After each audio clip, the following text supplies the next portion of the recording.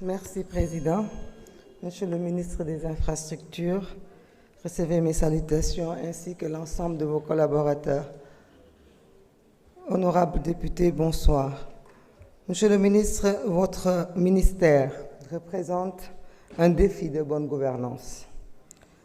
Il représente aussi un défi de rationalisation dans les travaux publics. Plus qu'un ministère, c'est le bras armé, on va dire, des constructions publiques. Monsieur le ministre, je crois que pour ceux qui vous connaissent, on aurait pu faire l'économie de beaucoup de doléances aujourd'hui. Pour vous avoir côtoyé, je sais que nous avons sillonné le Sénégal et vous avez été à l'écoute des populations à côté du Premier ministre. Vous savez la plupart de ces doléances. Aucune route, aucune contrée remplie de poussière ne vous est inconnue. Je n'ai aucun doute quant à les compétences qui vous animent et qui vous accompagneront pour la réussite de ce défi. La situation du pays est très difficile. Malgré tout, le ministre des Finances vous accompagne, il se tient à côté de vous pour la réalisation de plusieurs projets de construction dans l'éducation, dans la santé, dans l'enseignement supérieur, dans beaucoup de domaines que le temps, malheureusement, ne me permet pas de citer ici. Vous aurez, dans votre ministère et dans le budget que vous nous avez présenté, beaucoup de projets de construction. Nos prières vous accompagnent. J'ai juste une seule question, c'est le souci de l'environnement, l'écologie. J'aimerais savoir si la plupart de ces chantiers ont des études d'impact écologique, parce que je sais que des chantiers vous en ferez, parce que des plaintes, vous en avez entendu, des problématiques, vous en avez vu, et vous savez de quoi le pays a besoin pour se développer. Monsieur le ministre, aujourd'hui, nous sommes devant un ministère qui, pour la plupart d'entre nous, je peux considérer qu'il est nouveau, puisqu'il catalyse la plupart des projets de construction de plusieurs ministères.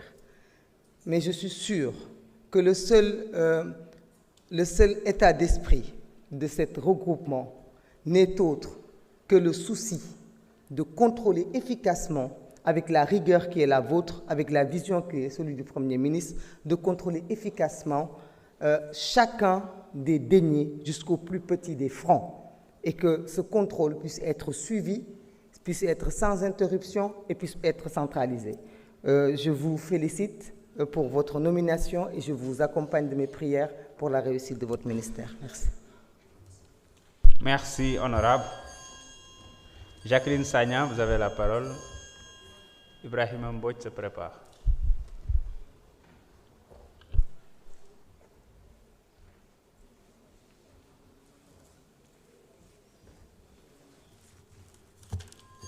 Merci, Président.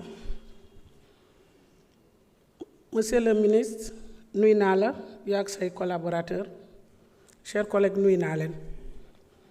Monsieur le ministre, damay ñëw waxaat fii une vieille doléance. Bu yàggul rek dem nga dans l'arrondissement de Niassia. ñuy teral la dalal la fu jege ma ne sama sous-préfet nag tooñ nga ma.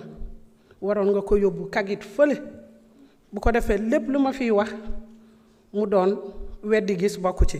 Monsieur le ministre, dans l'arrondissement de Niassia am na ñaari mbedd bi nga xam ne Jalan Kagit 12 kilomètres, Brin Bandial 22 kilomètres.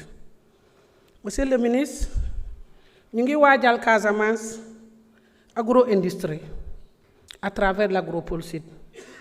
Monsieur le ministre, ma lay xamal ne dëkk yi ma lim te seen mbedd yi baaxul, la matière première bi nga xam ne la matière agroforestier fa la war a jóge war a dem agropole pour ñu mun ko transformer agropole bi mën a dox. Monsieur le ministre, kañ ngay defar ñaari mbedd yooyu? Monsieur le ministre, ma wax fii benn dëkk bi ñu naan Kasu Sénégal. Kasu Sénégal ñi doon ay sénégalais boo fay dem mbedd yi may wax mbeddu Kagit moom ngay jël baaxul soo eggee ci dex bi da nga war a jëlaat gaal traverser doxaat des kilomètres dem ka su Sénégal te ñu doon ay sénégalais monsieur le ministre chaque année dama fay dem élection ba élection saa yi ma fa dem ñu ne ma xanaa ñun suñu contrat ak état bokk mooy bu élection jotee ñi yebbal la ne la war naa fa delluwaat ci élection locale yi te foog naa ni doo ma seetaan su ma demaatee ñi waxaat ma la même chose am naa yaakaar lool si yow dam leen digoon ne leen ci élection yi législative yi passé ma ne leen jeex na suñu jëlee nguur bi mbedd yi dinañ ko defar di ngeen am yoon di ngeen am infrastructure parce que benn école sax amul ko su Sénégal dara amu fa dara.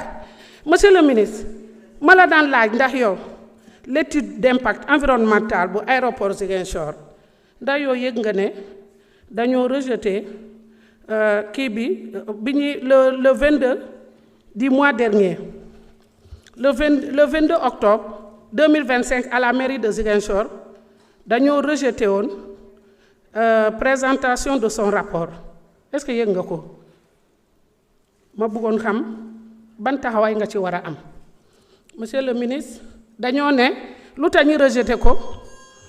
ah jërëjëf Ibrahima Mbodj bizarrement ñi fi nekkul koo ne il se prépare ak mu yegsi Ibou Gueye se prépare. asalaamaaleykum wa rahmatullah gannaaw bi ñu sant yàlla julli si yonente bi sallallahu alayhi wa sallam ñoo ngi nuyu monsieur le président di nuyu monsieur le ministre des infrastructures Déthié Fall di nuyu également ses collaborateurs.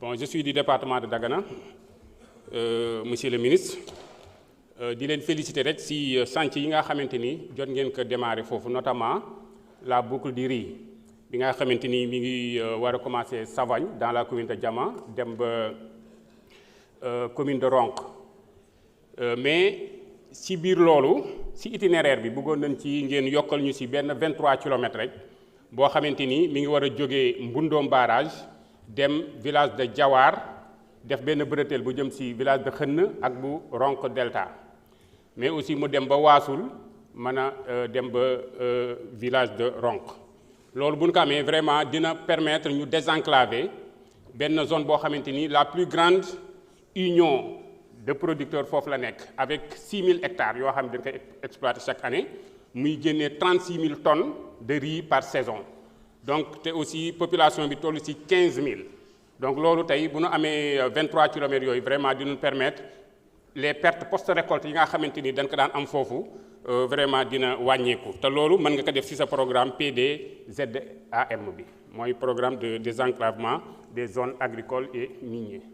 Donc beneen ci des également la ville sainte de Gaïa foofu tamit bu ñu fa mënee am désenclavement parce que cité religieuse la te aussi ñëpp xam na ni c'est le village de El Hadj Malick Sy bu ñu mënee am également construction de la route boo xamante ni entamé woon nañ ko bi nga xam ne ngi jógee Kër Momar Sarr jaar Ñiic war a génnee Colonna pour door a rejoindre la route nationale numéro 2. Maintenant aussi avec votre programme PUDC bëgg nañu aussi électrification rurale au niveau de la zone de Thiagnaldé bi nga xamante ni dafa nekk zone boo xamante ni zone bu am solo la mu am partie boo xam ne dafa nekk ci commune Diama am partie bu nekk ci commune Ñiic am partie boo xam ne également mi ngi ci même commune Kër Momar Sarr donc zone yooyu vraiment bu ñu leen mënee defal ay pistes de désenclavement tamit dina leen arranger bu baax a baax ay pistes de désenclavement. Donc beneen bis des également mooy ay ralentisseurs yooyu tamit waxoon naa ko fi mais ministre transport bi muy jàll